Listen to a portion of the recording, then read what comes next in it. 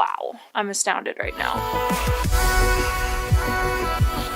What's up, everyone? Welcome back to my channel. Today, we are trying out the devoured, the apparently well-beloved that I knew nothing about, Neutrogena Healthy Skin Foundation with titanium dioxide sunscreen and a broad spectrum SPF 20. One thing that I would like to quickly mention before we get into all the little details is that yesterday I started wearing my Invisaligns for the first time ever. I am documenting the whole journey, so I will have mine for 6 months. I will definitely upload that entire journey, but I wanted to let you guys know because it takes a little while to get used to, and so I probably have a little bit of a lisp.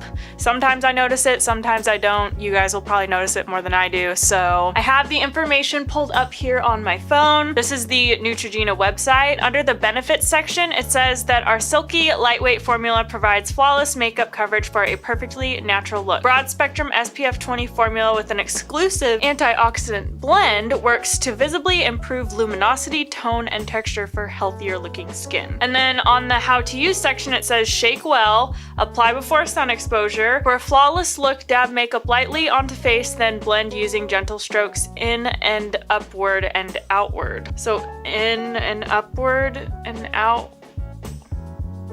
Oh, I don't know how to read. In an upward and outward motion. So we're supposed to blend like this. I really wanted to try this foundation, and I actually asked you guys on Instagram what foundation I should try. You guys ended up picking a different one, but this one was like the second most highly requested one in my Instagram story whenever I was asking you guys. This foundation was devoured at Ulta. Like, there were like 2 foundations left on the shelf. So then I found a whole stock of it at Target the next week, and I posted on Instagram and I was like, guys, I found it. They're like almost fully stocked. Should I try it? And you guys were like, yes. So definitely follow me on Instagram if you want to kind of keep up and vote on foundations whenever I take you guys shopping with me. It is so much fun. It's like literally my favorite thing to do. We got the details. Let me give you guys the price really quick.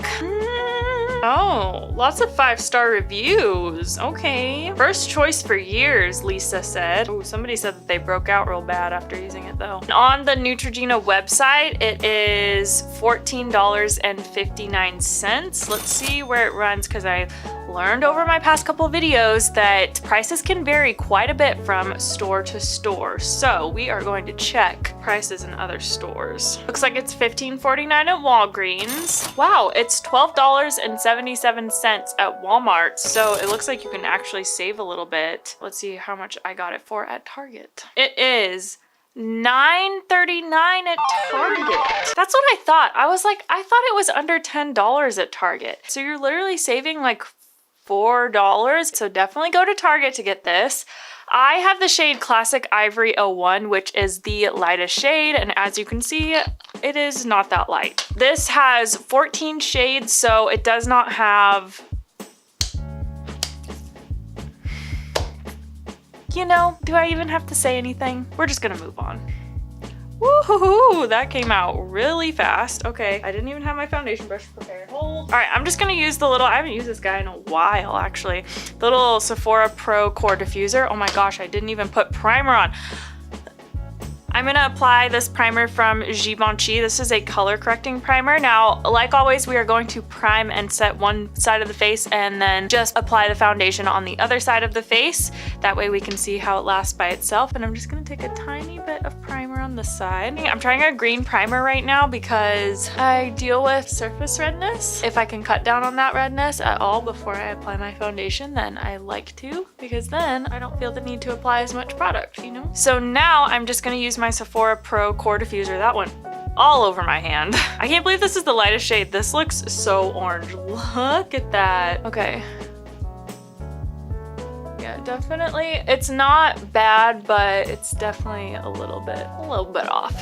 Oh, it smells good. It smells super fresh. It smells like antioxidants. Is that a thing? Can something smell like antioxidants? So that is that with a brush. I'm going to try applying it with a sponge on the other side just to see how it applies with the sponge, because that won't really affect the wear time of it. It will just affect how it applies and how much product I have to use and stuff like that. But I need to go wet my sponge, so I'll be right back. I have to say, so far, we're looking real good. I'm gonna zoom you guys in a little bit closer. Oh, that's definitely farther. I just want you guys to really be able to see like how everything is applying, but look at how freaking beautiful and smooth and soft and perfect my skin looks. Like, it looks like skin, and there's like a little bit of redness and things peeking through, but it looks so freaking skin-like. Wow, I'm astounded right now. This is really, really nice, especially after having the experience that I just had with the Revlon Full Cover Color Stay Foundation. By the way, if you haven't seen that video,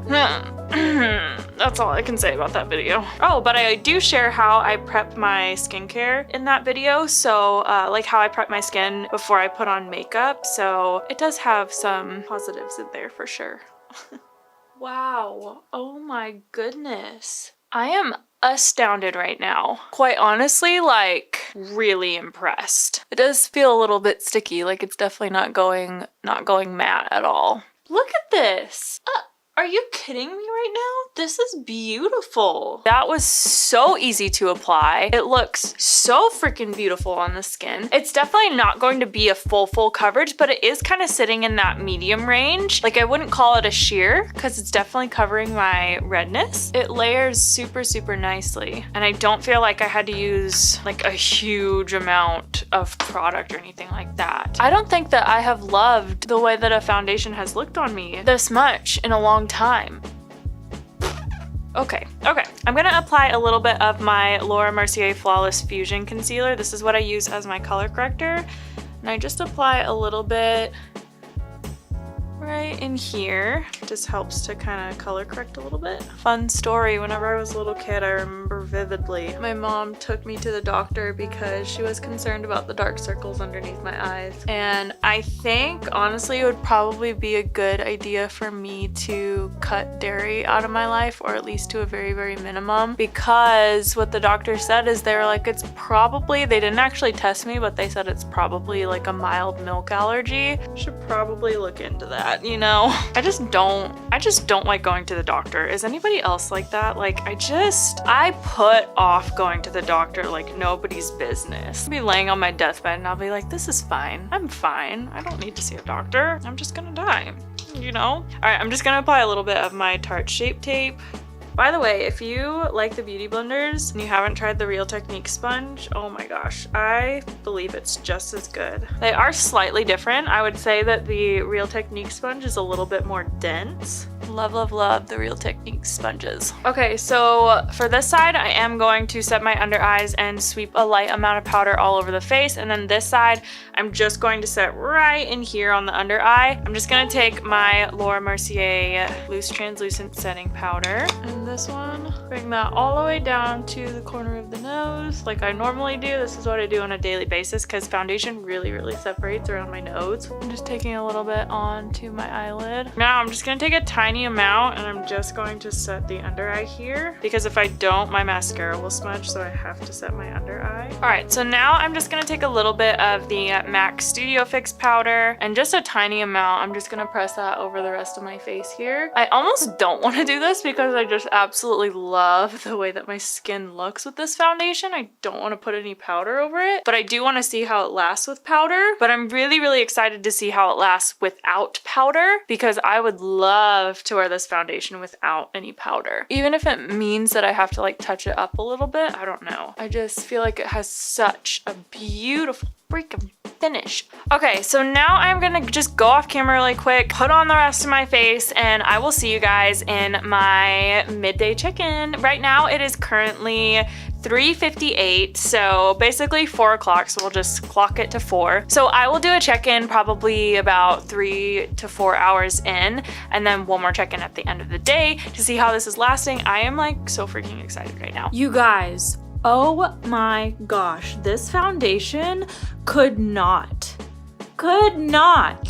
be more perfect on both sides. Now, one thing, with my Invisaligners, I have to brush my teeth and floss after every time that I eat. So I did smudge my lipstick around here a little bit. So if you see any redness, it's not actually redness, it's like my lipstick that I couldn't get off. So try to ignore that. But look, I really noticed it whenever I looked at my forehead because my forehead like looks like skin. And I am so picky. You know, if you have been watching my channel already, that I am so freaking picky about how foundations sit on my forehead. And this just, I mean, it's literally perfect. I was just looking at it and I was like astonished. From the unprimed, unset side to the primed and the set side, everything is like wearing absolutely perfectly. I feel like with this foundation, if it keeps wearing the way that it does, I will stop putting powder on my face again, because I put powder on my face just to like give my face a little bit of extra longevity and coverage, but I really like the coverage and the texture of this one.